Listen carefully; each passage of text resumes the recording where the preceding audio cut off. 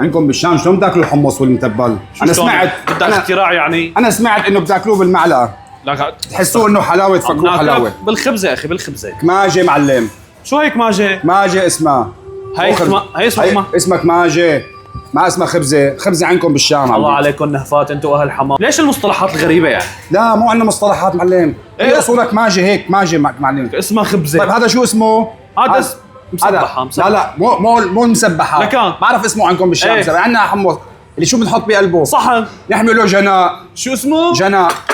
استغفر الله العظيم. اوعى تقرب على المصطلحات الحمية. والله صار بدي اشرح مفردات تحت اوعى معلم، فوت عمو جوجل بيأشر لك. بسم الله. ولا جوجل حيعرف عليكم قسما بالله. هذا حمص ليالي الشام معلم، شوف كريمه.